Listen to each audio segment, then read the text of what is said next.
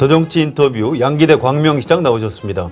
양기대 시장님 안녕하세요. 안녕하십니까. 반갑습니다. 네, 바쁘실 텐데 여기까지 와주셔서 대단히 감사합니다. 꼭 나오고 싶었는데 이번에 불러주셔서 더 없는 영광입니다. 예. 먼저 이승준 기자가 양기대 시장 어떤 정치인인지 좀 소개를 해주셨으면 감사하겠습니다. 네, 동아일보 기자 출신으로 언론인 출신 정치인이십니다. 네, 2004년 정계에 입문하셨고 열린우리당 수석 부대변인, 민주당 광명을 지역위원장을 역임하셨습니다. 16대 광명시장에서 당선되셨고 17대 재선에 성공하셔서 현재 광명시장에 계십니다. 그리고 지난 1월 말에 경기도지사 출마를 선언하셨습니다. 네, 그 양복에 굉장히 예쁜 배지를 2개 달고 계신데 어떤 건지 설명을 좀 해주실까요? 네, 하나는 이제 평창 올림픽 그렇죠. 그 홍보하는 네. 배지고요. 하나는 요즘 서지현 검사가 이제 고백을 해서 시작된 그 미투 운동 있지 않습니까? 네, 우리 광명시에 여성들이 운영하는 사회적 기업이 있습니다. 그렇군요. 그 사회적 기업에서 이 하얀 장미를 가지고 이 미투 운동을 할 수 있는 이런 것을 만들고 있어서 제가 우선 먼저 찾고 네. 이제 우리 공무원들, 특히 간부 공무원들한테도 먼저 이것을 차게 해서 배지를 달게 해서 확산을 시킬 그런 소중하고 의미 있는 배지입니다. 네, 굉장히 의미가 있는. 그래서 이제 늘 힘 있는 사람, 네. 또 가진 자들이 그런 성추행이라든지 성폭력 이런 거에 늘 중심에 있지 않습니까? 그렇죠. 항상 권력 관계하고 맞물려 있죠. 네, 그래서 우리도 공무원, 저부터 또 간부 공무원부터 직장 내 그런 분위기를 좀 추방하고자 이런 운동을 좀 본격적으로 하고 있고, 또 미투 신고 창구도 우리가 시청 내에 개설했습니다. 네, 그렇군요. 예, 자, 좋은 결실 있으시길 기대하겠습니다. 네. 자, 경기도지사에 도전하셨는데요. 바로 본론부터 여쭤볼게요. 왜 양기대냐? 이렇게 유권자가 질문한다면 뭐라고 답변하시겠습니까? 근데 저는 뭐 차타가 저를 아는 사람이면 다 수긍한다고 보는데, 첫째, 성과가 있습니다. 둘째, 역량이 있고, 또 셋째, 미래 비전이 있습니다. 거기다가 도덕성, 또 표의 확장성, 이 모든 것들에 대해서 저는 다른 후보, 어떤 후보보다도 경쟁력이 있다, 이렇게 생각을 하고 있습니다. 성과, 앞서서 말씀해 주신다면? 네, 제가 광명시장 2번 판례를 하면서 네. 누구도 해보지 못한 기적을 몇 가지 만들어냈습니다. 광명 동굴의 기적이라고 있는데요. 네. 40년 벌어진 폐광을 세계적인 국제적인 관광지로 만들었는데 2015년 4월에 유료화를 했는데 그동안 2년 8개월 만에 360만 명의 유료 관광객이 왔습니다. 초기 투자비 인건비 빼고 200억을 벌었고요. 또 일자리도 2017년에만 500개를 했습니다. 이것은 대한민국의 어떤 지자체장이, 어느 정치인이 이렇게 단기간에 할 수 있는 일이겠습니까? 그래서 그런 광명동굴 폐광의 기적을 한번 만들어 봤고요. 또 한 가지는 우리 광명하면 KTX 광명역과 역세권인데, 그렇죠. 제가 시장된 2010년까지도 허벌판으로 있었습니다. 그게 170만 제곱미터 58만 평인데 제가 거기에 이케아와 코스트코를 유치했고, 또 요즘 도심공항 터미널까지 유치를 해서 잘 활성화됐는데, 여기에만 그쳤다면 저는 반쪽 성공인데, 제가 대형 유통기업 이케아, 코스트코, 롯데 프리미엄 아울렛을 유치하면서도 우리 중소상인들과 전부 다 상생의 협약을 맺어서 그런 상생을 실천하는 그런 새로운 역사를 썼는데, 그것 또한 새로운 도전이었고 또 새로운 역사를 썼다고 생각하고요. 네. 마지막으로 그 이름도 좀 거창한 유라시아 대륙철도 출발역을, 우리 KTX 광명역을 제가 꿈꾸고 추진하고 있습니다. 2015년 말에 이걸 추진하니까 전부 다 미쳤다, 미친놈이다 이런 얘기를 들을 정도로 무모한 그런 시도라고 평가를 받았지만, 지금은 이제 중국의 담둥과 훈춘, 러시아의 핫산, 또 이르쿠츠크시, 몽골의 수도인 울란바토르 시장과 유라시아 대륙철도와 관련한 업무 협약을 막 교류를 해오고 있고, 지난해 8월 17일에는 도라산역에서 우리 광명에서 일산, 대곡, 파주, 문산, 도라산, 개성까지 가는 유라시아 평화철도 광명 개성 간 노선 개발 용역 착수 보고를 했습니다. 이런 것을 하면서 뭘 느꼈냐? 국제사회도 큰 관심을 갖고 있다. 그래서 현재 프랑스의 구형철도에서 우리 떼제베 만든 건설한 회사인데요. 같이 광명, 개성, 유라시아 평화철도를 지금 같이 추진하고 있고요.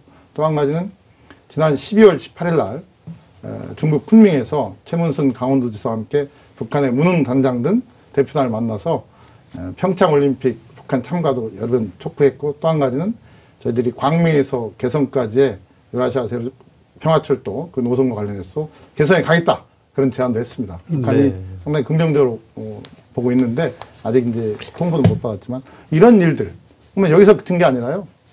한마디만 더 말씀드리면 제가 광명동구를 통해서 200을 벌었다고 했지 않겠습니까? 근데 이케아라든지 많은 기업들을 유치하면서 시세 수익이 늘어나서 작년 3월에 빚없는 도시가 됐고 그 여력을 바탕으로 해서 우리가 고교 무상급식도 작년에 하고 있고 또 요즘 중고 신입생 무상 교복 문제도 저희들은 조례와 예산이 다 통과돼서 지금 신청을 받고 있습니다. 또 한 가지는 요즘 학부모들이 관심이 많은 넌 GMO, 유전자 조작 없는 그런 식재를 사용한 학교 급식도 전국 최초로 초, 중, 고까지 하고 있을 정도로 돈 벌어서 저런 보편적 복지도 하고 미래 세대에 투자도 하고 뭐 이런 것들이 좀 더 알려진다면 아, 양기대가 좀 새로운 인물이구나, 새로운 리더십을 가졌구나, 새로운 행정력을 가졌구나 이렇게 평가를 받으리라고 생각합니다. 그런 점에서 한번 해볼만 하고 또 저를 알면 이 판세가 좀 더 요동칠 거다 그런 생각을 하고 있습니다. 그러니까 근데 문제는 잘 모른다는 부분일 텐데요. 이제 정치가 아무래도 현실이고 지금 경쟁자가 한 사람은 대선 주자고 한 사람은 지금 대통령의 아주 핵심 측근이고 이런 분들하고 당내 일단 경선을 치러야 되는데요. 승산이 있을까요? 네, 제가 그동안 8년 가까이 죽도록 일만 하느라 제가 기자 출신에도 불구하고 제 홍보에 소홀했던 것은 뭐 인정합니다. 그러나 이미 제가 1월 하순에 이제 출마 선언을 했고 이제 본격적으로 지금 뛰고 있습니다. 그런데 물론 인지도라는 게 금방 올라가는 건 아니지만 또 언론이라든지 또 많은 SNS 상에서 양기대를 주목하고 있기 때문에 나머지 그 경선 기간 동안에 저를 어떻게 하면 최대로 끌어올려서 알리고 또 설득하고 또 저의 장점들을 강하게 어필하느냐 이게 이제 저한테는 관건이라고 생각합니다. 네, 어떤 사람들은 양기대 시장께서 이번에 3선을 안 하고 경기도지사에 도전을 하는 이유가 경기도지사가 목표가 아니고 좀 쉬었다가 다음에 국회의원에 도전하려고 한다 이렇게 얘기하는 사람들도 있습니다. 어떻게 답변하시겠어요? 요즘 한간에는요 이제 제가 좀 부각이 되면서 네. 이제 양기대에 대해서 긍정적인 평가들이 많이 나오니까 네. 또 상대방 측에서 그런 경쟁 진영에서 그래서 그런 얘기를 합니다. 저도 뭐 들어봤는데요. 네. 그러나 제가 그래도 작년 11월 말에 시정 만족도 또 시민들의 평가가 83%까지 갔습니다. 광명시에서요? 예, 네. 그렇다면 네. 굳이 국회의원 하기 위해서 이렇게 광역에 출마하고 또 공약을 내세워야 하고 또 많은 비용과 어려움을 겪으면서 도전할 이유가 있겠습니까? 그것은 국회의원 하기 위해서 광역 단체장 나간다는 것은 대한민국에서 그렇게 많지 않은 일이고요. 저는 제 진정성과 제 절박함으로 이 나라를 좀 바꾸고 또 경기도를 바꾸고 뭔가 세상을 좀 바꾸고 싶어서 하는 그런 게 있습니다. 그래서 사람들이 이런 게 처음이지 않습니까? 인구 34만의 시장이 1,300만의 경기지사 도전한 게 처음이기 때문에 아직도 저의 진정성과 절박성 또 제가 꼭 해야 한다는 그런 각오에 대해서 아직은 좀 모르기 때문에 그런데 이제는 그러한 제가 국회의원 나가기 위해서 한다는 그 얘기를 하면 좀 화가 나기도 합니다. 네, 그러시군요. 왜냐하면 네. 굳이 제가 그렇게 할 이유가 없는데 사람들은 그렇게 폄하하고 또 때로는 깎아내리려고 하는 걸 보면서 이게 정치구나. 그러나 저는 그에 굴하지 않고 최선을 다하고 있습니다. 이재명 성남시장이 하긴 기초단체장인데 대선 후보 경선까지 나가셨거든요. 그래서 이제 우리나라에서도 그런 어떤 하이어라키라고 할까요? 그런 것들은 좀 많이 좀 깨져 나가고 있는 것 아닌가 싶고요. 뭐 좋은 결실 있으시길 기대하겠습니다. 근데 정치가 현실인데 지금 권리당원 절반 또 안심번호 절반 경선 규칙이 아마 그렇게 정해지는 걸로 알고 있는데요. 이른바 당심 50%, 민심 50% 어느 쪽에 좀 더 자신이 있으신가요? 이게 제가 아까 저를 장점, 경쟁력 있는 후보라고 했는데 네. 저는 표의 확장성 분명히 있다고 어느 후보도 있다고 생각합니다. 네. 제 성과라든지 역량, 또 미래 비전 같은 걸 보면서 그렇다면 적어도 그 당이 발표한 룰에 따르면 네. 권리당원을 제외한 분들에 한해서 또 50% 여론조사를 하게 돼 있지 않습니까? 그렇죠. 그런 부분들은 제가 더 의미가 있다고 생각하고요. 제가 요즘 경기도 전역을 발로 누비고 있습니다. 이제 아까 이재명 시장이나 전해철 의원을 경쟁에서 이기기 위해서 최선을 다하고 있는데 이런 게 있습니다. 그 각 지역에 권리당원들을 하면은 뭐냐면 꼭 우리가 이번에 경기도지사를 찾아야 한다는 열망이 아주 강하더라고요. 지난 16년간 자유한국당 계열의 도지사가 도정을 맡아왔는데, 그러면 이것을 그동안 왜 우리가 4번이나 실패를 했느냐? 사람이 없어서가 아니라 뭔가 확장성이라든지 새로운 비전 있는 좀 참신한 인물을 내세우지 못했다는 그런 아쉬움을 얘기하더라고요. 그렇다면 저는 좀 새롭고 참신한 인물이고 그런 역량을 갖췄고 확장성이 있다면, 특히 북부같이 뭔가 늘 자유한국당 계열의 표가 많이 나오는 그런 곳에도 되게 확장성이 있기 때문에 당원들, 권리당원들은 될 사람, 이번에 16년 만에 도정을 바꿀 사람, 우리 민주당을 바꿀 사람, 그렇다면 저도 그분들의 기대에 부응할 수 있다고 생각하고 있습니다. 권리당원 모집은 많이 하셨습니까? 저 개인적으로 많이 했고요. 이제 요즘 이런 겁니다. 물론 권리당원 개개인의 저 사고, 생각, 투표가 중요하죠. 그러나 또 이게 연대라는 게 중요하지 않겠습니까? 흐름을 같이 가면서 선거에 이길 수 있는 그런 역량 있는 후보들끼리 연대도 중요한데요. 그런 연대들도 해나가고 있고, 저는 아까도 말씀드렸지만 우리 권리당원들의 의식이 매우 높기 때문에 될 후보, 본선 경쟁력이 정말 어느 후보가 되느냐 이거에 대해서 관심이 있고, 또 한 가지는 권리당원들이 이런 생각을 하는 것 같더라고요. 이번에 만약에 이번마저도 우리가 경기도 도지사를 탈환하지 못한다면 경기도는 이제 희망이 없다, 뭐 이런 절박감이 있어서 저는 그런 점들을 지금 많이 부각시키고 있는데, 그 점에 대해서 굉장히 호응을 합니다. 알겠습니다. 예.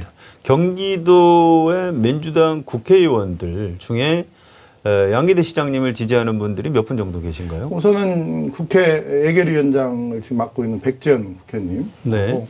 또 저의 오랜 친구이면서 요즘 파주 평화통일특구, 경제특구 하고 계신 박정원 의원님, 뭐 이런 분들이 저를 공식적으로 공개적으로 지지하고 있고요. 네, 그러시군요. 또 뭐 다른 국회의원님들께서도 공개적인 자리에서도 저를 지지하면서 말씀하시는 부분이 있는데, 이제 그런 것들은 조금 더 선거가 본격화되면, 경선이 본격화되면 조금 더 늘어날 거라고 생각하고 있습니다. 알겠습니다. 자, 이성용 기자 좀 이어주실까요? 네, 이제 경쟁자 평가 좀 부탁드릴게요. 네, 이재명 시장과 전해철 의원에 대한 평가를 조금 한번 말씀해 주세요. 네.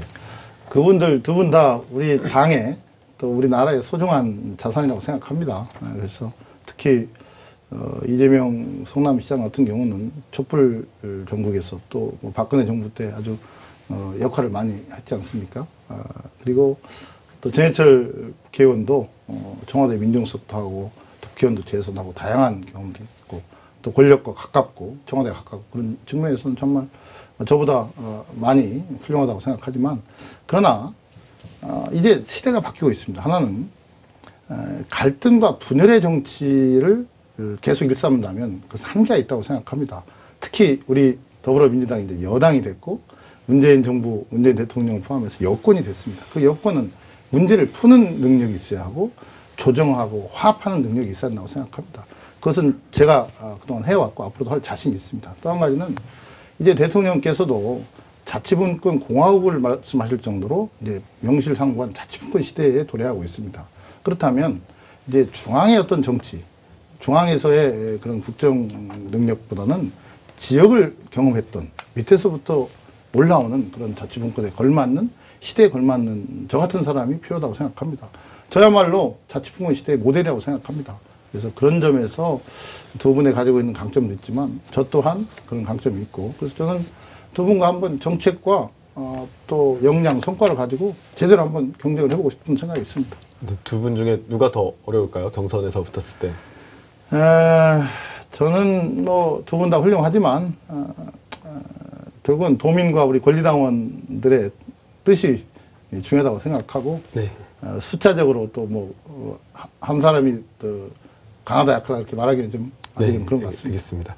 그 자유한국당은 아무래도 남경필 현 지사가 나올 가능성이 크고요. 또 바른미래당 이쪽에서는 뭐 누가 전망되는 분인데 현재로서는 지금 이름 나오는 사람은 없는데 지역에서 뭐 이름이 나온다거나 출마 예정하시는 분들. 네. 저는 네. 남경필 현 도지사의 전략이 야권 단일 후보가 돼서 1대1로 붙는 것을 선호하고 있는 것 같습니다. 그래서 아무래도 자유한국당 쪽에서는 그렇게 후보로 나올 것 같고요.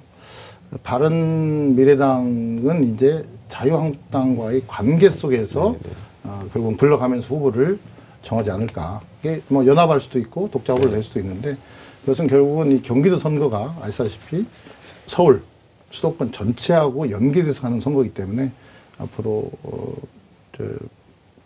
자유한국당과 또 바른미래당의 관계 설정 속에서 경기도 후보가 결정되고 생각하고 있습니다. 네, 뭐 이거는 가정을 하는 건데요. 상대 후보가 남경필 지사라고 했을 때 경선 통과도 쉽지 않은 일이긴 하지만 통과하신다면 그 차별성이라고 할까요? 아니면은 내가 이렇기 때문에 본선에서 더 경쟁력이 있다 이런 건 어떤 점이 있을까요? 저는 남경필 지사는요 첫 단추를 잘못했다고 생각합니다. 도지사가 되자마자 대권 경선에 나갔잖아요. 준비를 했잖아요. 그러면서 도정이 엉망이 됐습니다. 왜? 마음이 콩밭에 가 있기 때문에 이 도정의 현안에 대해서 전혀 천착을 하지 못하고 그걸 풀려고 노력을 못했습니다. 그게 대중교통이라든지 또 청년 일자리 문제라든지 또 수도권 규제 완화라든지 요즘 최근에는 미세문제까지 이런 것들을 그냥 방치해 놓은 상태입니다. 근데 임기 이제 끝날 쯤 되니까 뭐 버스 준고용제 문제도 막 서둘러서 하다 보니까 반쪽되고 그것도 아직 시행을 못하고 있습니다. 이런 여러 가지 엉망된 도정을 펼쳐왔는데 저는 그러한 것들에 대해서 좀 적나라하게 드러나고 또 제가 아까 말씀드렸지만 저의 성과와 역량과 비전이 거기에 대비가 된다면 좀 뭐 남지사 충분한 제가 승산이 있다고 보고 얼마 전에 한 달 전인가요? 좀 한 달 전쯤인데 지역의 어떤 신문이 그 여론조사를 해서 발표를 했습니다. 네. 근데 그때는 제가 뭐 출마 선언도 하지 않고 그냥 어찌됐든 광명시장으로서 이렇게 여론조사에 임한 건데도 불구하고 양자 대결에서는 제가 이기는 걸로 나왔습니다. 남지사를. 그럴 정도로 남지사에 대한 평가는 이미 내려졌지 않나. 그래서 제가 경선 통과하면 충분한 저는 승산이 있다고 생각하고 있습니다. 네. 그리고 이제 경기도지사 선거가 항상 민주당 쪽에는 어려운 선거였잖아요. 뭐 이긴 경우도 거의 없었고 지더라도 간발에 쳐지거나 아니면 크게 지거나 여러 가지 경우도 있었는데 이거 왜 이렇다고 보시죠? 그러니까 우리가 경기도지사 선거를 우리 민주당에서 너무 쉽게 봤습니다. 전반적으로 이 경기도는 제가 30회 시간을 다녀보니까요. 상당히 보수의 분위기가 강한 동네입니다. 특히 북부라든지 또 수원, 인구가 130만 수원 뭐 이런 곳곳에서의 그 보수의 그런 여러 가지 힘들이 남아있는 곳이고요. 또 굉장히 그 역대 4번에 걸쳐서 도지사가 자유한국당 계열이 됐기 때문에 그러한 분위기들이 자유한국당 계열의 분위기들도 많이 남아 있습니다. 그래서 그냥 쉽게 우리가 현재 민주당의 지지율이 높고 문재인 대통령의 지지율이 높다고 해서 되는 건 아닙니다. 그런 보수의 벽, 또 이 각 지역에 오랫동안 쌓여있는 적폐의 그런 힘들을 어떻게 누가 헤쳐나갈 것인가에 대한 비전을 줘야 하고 또 그것은 극단이 아니라 저같이 합리적 진보라든지 그런 뭔가 대안을 제시한 이런 사람들이 나와야 중간 계층이라든지 또 합리적인 보수들도 귀를 기울이고 후보를 잘 선택하나 저는 그런 확신을 갖고 있습니다. 네, 아까 광명동굴 얘기도 하셨는데 그 광명동굴을 어떻게 좀 처음에 착안하셨는지가 하나 궁금하고요. 근데 이제 광명동굴 얘기하신 건 경기도를 이렇게 바꾸시겠다는 어떤 예를 드신 거잖아요. 네. 경기도에 지금 필요한 것은 좀 무엇인지. 예. 네, 저는 제가 2004년 17대 또 18대 국회의원 선거에 출마를 해서 2번 낙선을 했습니다. 그리고 이제 2010년에 시장이 됐는데 그때 시장이 돼서 굉장히 일을 하고 싶은 열망이 있었습니다. 2번 쉬었기 때문에. 그럴 때 저한테 눈에 들어온 게 40년 벌어진 폐광, 새우젓만 저장했던 그 폐광 광명동굴이 제 눈에 들어왔고요. 저는 기자를 했던 그 순발력과 또 비전을 가지고 밀어붙였습니다. 중간중간에 많은 비난도 있었고 음해도 있었고 여러 가지 어려움도 있었습니다. 그러나 그것을 기자했던 불굴의 정신으로 제가 뚫고 갔는데 저는 이렇게 생각합니다. 그러한 무에서유를 창조해 가는 특히 공무원들, 일 않고 적당히 탁상행정을 하려는 그 공무원들과 함께 이런 일들을 만나러 냈다는 것은 경기도, 제가 경기도지사가 된다면 경기도 전역에 그런 혁신의 변혁의 새바람을 일으킬 수 있다고 생각합니다. 제가 일머리를 안다고 저는 말을 하고 싶고요. 또 한 가지는 이런 것들을 통해서 경기도가 제일 그 면적도 크고 인구도 많지 않습니까? 또 다양한 지역들이 30여 개 시군이 있는데 그것들을 묶어서 문화와 관광 서비스 산업을 좀 잘 조성을 해서 일자리를 만들고 그 지역의 부가가치를 높이려고 합니다. 이제 그게 제가 해봤기 때문에 요즘 청년들 일자리 있어도 잘 안 가려고 하지 않습니까? 그러나 서비스업, 관광업에는 많이 가려고 하는데 그것을 저는 지역별로 묶고 싶습니다. 예를 들어서 수원, 용인, 화성, 또 우리 연천, 포천, 파주, 고양 이렇게 그 지역별로 묶어가면서 거기에서 하나의 좋은 그 관광 비전을 만들어가고 그래서 일자리를 만들고 지역경제 활성화하는 이제 그런 일을 하고 싶고요. 또 한 가지는 경기도가 그 청년들이 요즘 굉장히 더 어려워지고 있습니다. 왜냐하면 지난해 보니까 청년 실업률이 두 자릿수를 넘겼어요. 경기도가 10.5%가 됐더라고요. 근데 전국 평균은 9.9%, 뭐 9.6%에서 9% 그 사이인데 그렇다면 이 청년 실업 문제를 말로만이 아니라 실질적으로 좀 해결할 수 있게 해야겠다. 저는 일을 해봤지 않습니까? 그러면 어떻게 하냐? 우선은 지금 청년들이 다 어깨가 처져 있습니다. 이분들한테 도전의식을 불러일으키고 또 그분들이 도전을 한다면 거기에 충분히 좀 뒷받침을 하자.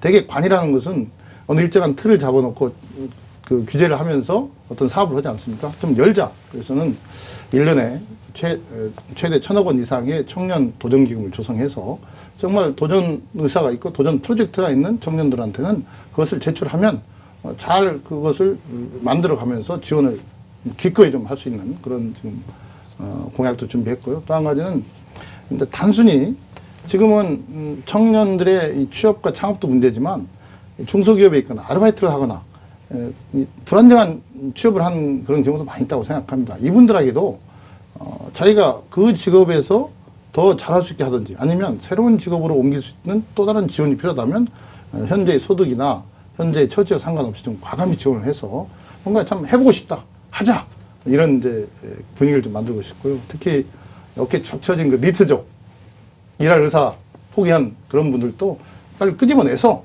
이분들한테도 희망을 갖게 하고 일을 할 수 있게 일례로 청년 도전 뭐 센터 같은 걸 만들어 가지고 그런 프로그램을 좋은 프로그램들을 그분들한테 제공하면서 새로운 사회적 기풍을 좀 진작하고 싶다.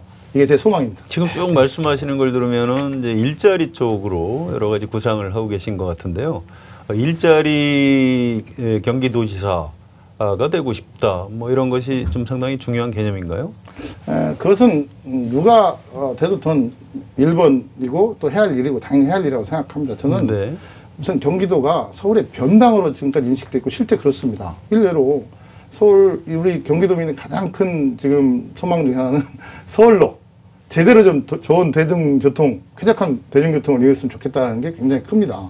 근데 물론 버스 준공영제, 서울하고 인천이 실시하고 있는 버스 준공영제가 맞는 건 아니지만 그것을 경기도가 준비를 해왔습니다. 그러나 남지사께서 그 대통령 경선, 후보 경선에 나가면서 굉장히 지지부진하고 있고 지금도 반쪽으로 전략 아직 실시도 못하고 있습니다. 그러면 버스 준공영제 제대로 한번 해보고 싶습니다.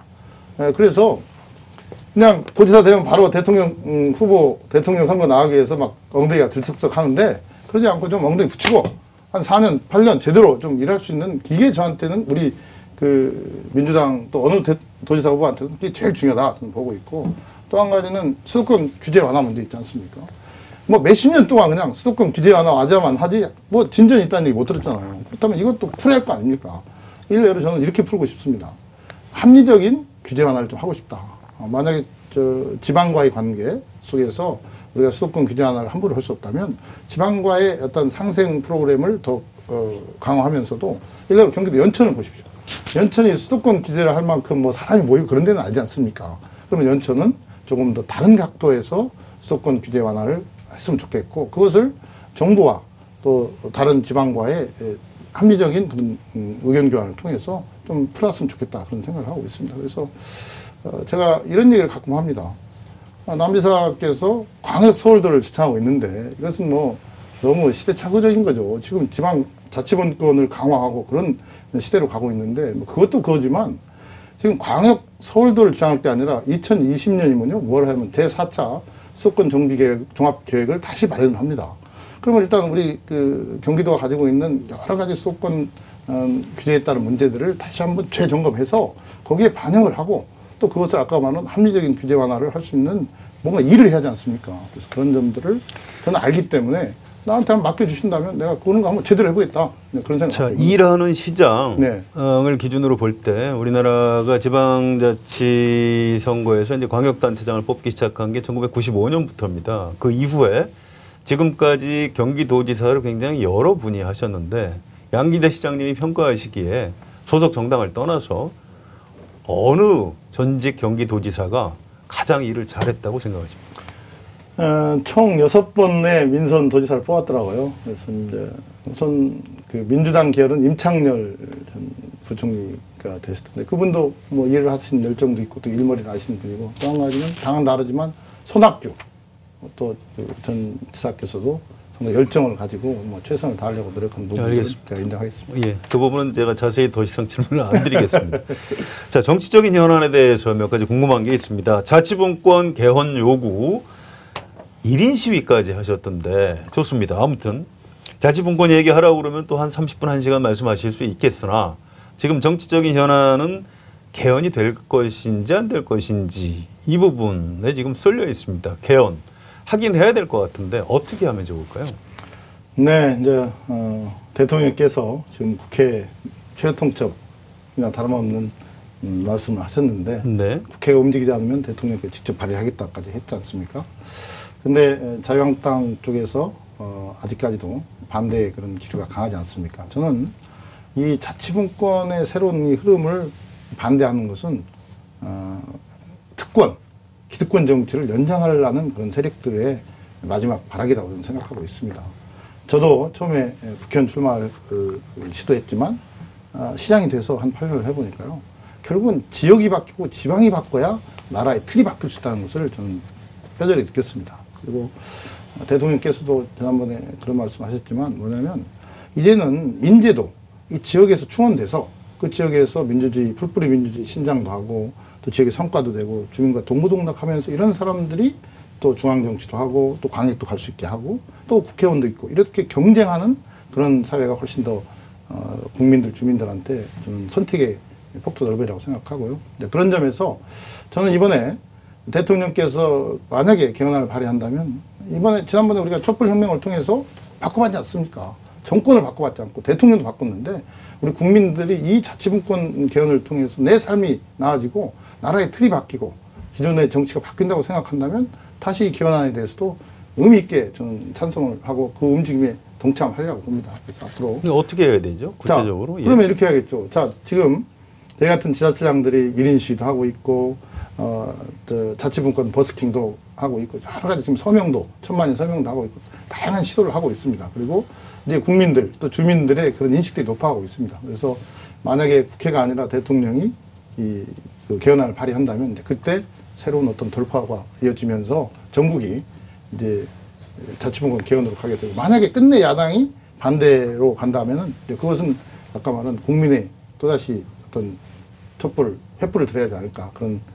생각도 하고 있습니다. 네, 그렇게 해서 자유한국당에서 반대를 정면으로 돌파해 나가야 된다. 그렇습니다. 그렇다면 자유한국당은 이게 만약에 전국 촛불 민심 같이 이번 지방선거가 개헌을 반대하는 세력들은 퇴출될 수밖에 없다는 인식이 온다면 거기도 선거가 있는 그런 상황에서 그냥 나몰라라 하지는 않을 거라는 거죠. 그래서 예. 그럼 민심이 중요하다.